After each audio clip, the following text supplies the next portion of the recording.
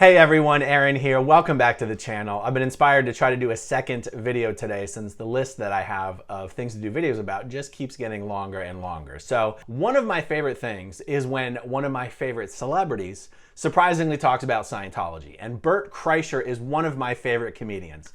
And a week or two ago, he was on Bill Maher's new podcast called Club Random. You know, one of the things I love about Bill Maher, even though I don't agree with him on probably most of the things he discusses, I love the fact that Bill Maher will talk to anyone.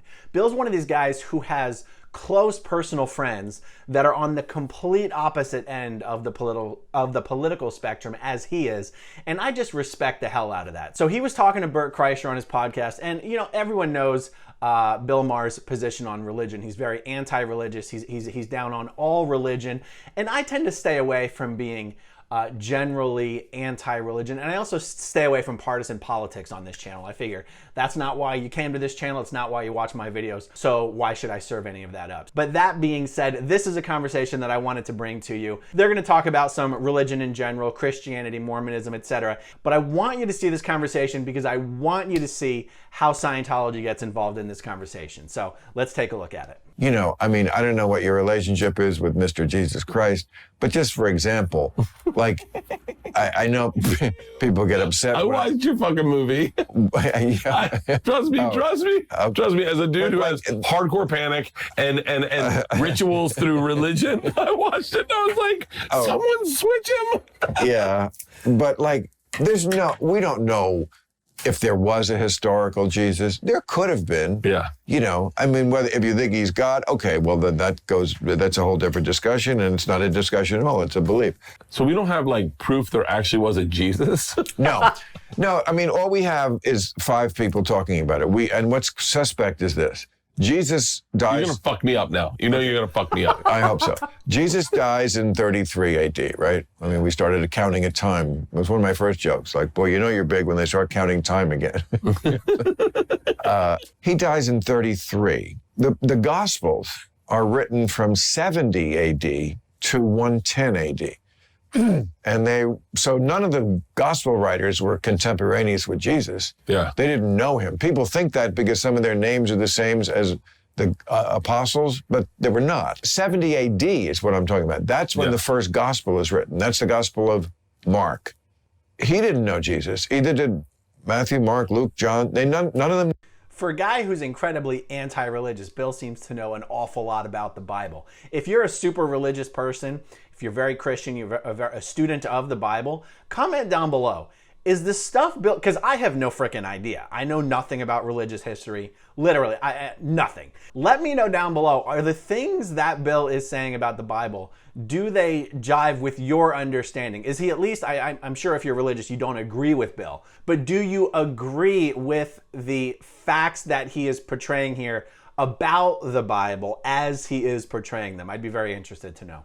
Books were written from 70 to 110 AD. Wow. They were not. St. Paul, he lives 20 years earlier than the gospel writers, much closer to Jesus' age. He's writing in the 50s, and he knows nothing about Jesus. The gospel writers have all this information about the manger and, you know, like the father, the mother, the carpenter, all this biographical detail. Yeah. St. Paul doesn't even imagine that he lived on earth. He's just like a godlike figure, okay? So it's odd that the people who seem to know Jesus better lived much later. Yeah. And the person who could have been aware of Jesus in the flesh, St. Paul in the 50s, he doesn't even think Jesus is a humanly figure. So I just listened to a documentary on, or a podcast on Joseph Smith. Sure. And that was more recent. What is the common denominator between? Is it just that you get a couple special dudes, and then they're so enigmatic that everyone tells stories about them, and then goes, Well, like how the fuck did he become Joseph Smith? I'll tell you. Well, Joseph Smith was a straight up con man. That is For just real? a crazy con. But I mean, to answer. Go back to Joseph Smith. Yes. Okay. So that's just a straight up con man. I mean, that's just crazy. A guy who just was like, you know what? I could get people to believe anything because they will if I just say it's a religion. I mean, that's L. Ron Hubbard too. He was a science fiction writer, and he just went, oh, if I say this is a religion instead of science fiction, I can make a lot more money and people will follow me. I won't just be an author. I'll be a prophet. I'll do that. Yeah. My dad worked for the Church of Scientology. That concludes this TED Talk. My dad worked for the Church of Scientology when I was a kid. Why? What? He was a Scientologist? No. Oh. But he just worked for the church? He worked for the church. He worked for L. Ron Hubbard. Wow. He defended someone. So that, like, someone tried to escape from the church and was like, hey man, they're horseshit or whatever. And my dad defended that person against the church and won. And so then the church just came and threw a bunch of money at him and was like, yo, we want you. Oh. Anyone who can beat us. So I think my dad knew L. Ron Hubbard, met him, you know. But I remember him and my mom's a lot like, I mean, he was like, my dad was like, do not talk to anyone at these fucking dinners. Have you ever seen this video of Tom Cruise at a Scientology convention, and he's up there on the stage? Oh yeah. Oh, with the medal? I think so. But he gives a big salute to. There's a big picture of L. Ron Hubbard, LRH, and you're like, wow, Tom Cruise. I mean, now riding so high with his $1 billion movie, which I'm sure is great. I haven't seen it, but I will. I'm sure I'll enjoy it.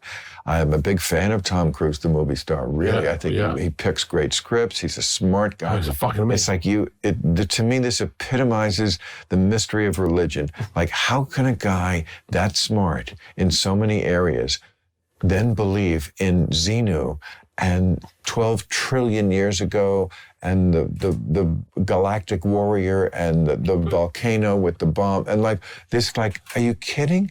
But literally everyone knows the confidential OT3 story of Scientology, except for Scientologists who haven't paid for it yet. A 5-year-old can see this as bullshit. Wouldn't it be and nice? Wouldn't it be nice? Like, wouldn't it be nice? Like, I really, honestly, I'm being real serious. I would love to have that blind faith. That you wake up every morning and you go, yes, everything's going to be fine. Sure, absolutely. I get to go to a spaceship and then take off with my friends. Ignorance is bliss. I want to be ignorant. Well, I want to be ignorant. I'm not going to lie. It always bothers me when people seem to think Scientologists are waiting for the mothership to come or something like that. But, you know, you can't blame people for not understanding the details of something that seems so crazy. Why would anybody really bother looking into it? I'd already watched this clip before, and I completely forgot that Bert ends up saying his father was a lawyer for Scientology. That is so incredible. And that his father represented someone who left Scientology and sued them. Now I've got to find out who the hell this is. Who is Bert Kreischer's father? Who is the former Scientologist that Bert Kreischer's father represented? And did Bert Kreischer's father really then get hired by Scientology? There's a lot of old Scientology old-timers still around that would know exactly what this is all about. In fact, I'll ask Mike Rainer to see if he has any idea. But if any of you old veterans are watching, Scientology veterans are watching, and you know the details of this, maybe you just had no idea that this guy was Bert Kreischer's father, or who Bert's father is, or who his father's son was, or whatever.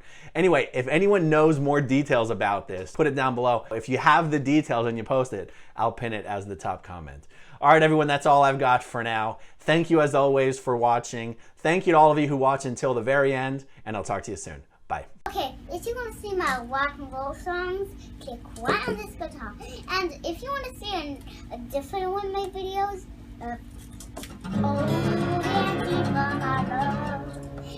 then you could click right inside here. If you have subscribed or not,